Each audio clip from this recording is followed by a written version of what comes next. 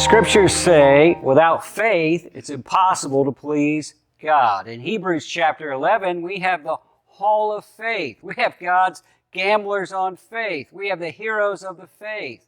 We have the legends, the hall of faith. It's an incredible chapter, the faith chapter of the Bible. Now, in our Christian world right now, there's a theology that teaches if you have faith, you will have health, wealth, prosperity, and victory. If you're not experiencing health, wealth, prosperity, and victory, you must not have enough faith. Hebrews chapter 11, it talks about a lot of victories won through faith, and at the end of the chapter, in verse 32, the author says, "And what shall I say more? For the time would fail me to tell you of Gideon, and of Barak, and Samson, and Jephthah, and David, and Samuel, and the prophets, who through faith subdued kingdoms, worked righteousness, obtained promises, stopped the mouths of lions, quenched the violence of the fire, escaped the edge of the sword, out of weakness were made strong, became valiant in battle, turned the flight of the armies of the enemy.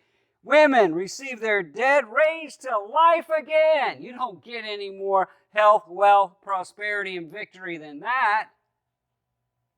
But there's more to this chapter.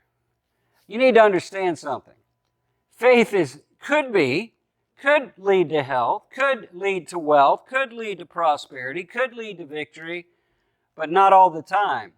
Faith does not always equal health, wealth, prosperity, and victory.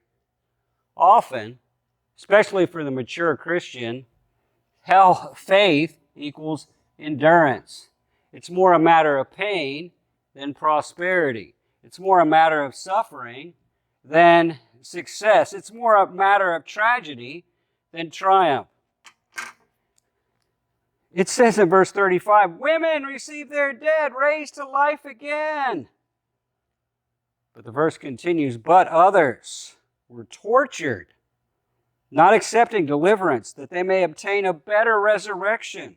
Still others had a trial of mockings and scourgings, yes, and chains and imprisonment. They were stoned, they were sawn in two, they were tempted, they were slain with a sword. They wandered about in sheepskins and goatskins, being destitute, afflicted, tormented.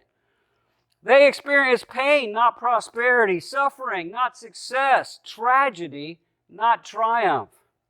If you're going through a season of suffering, if you're going through a season of loss, a season of sorrow, a season of defeat, it could be God is calling you to a higher level of faith. Because faith is not only experiencing the impossible, but it's also enduring the intolerable, which is what these great heroes of the faith were all about. And notice what it says in verse 38, "Of whom the world was not worthy." The highest level of faith is this level at the end of the chapter, enduring suffering. You say, well, how on earth can you do that? What was Jesus all about? Was Jesus all about health, wealth, prosperity, and victory? I don't think so.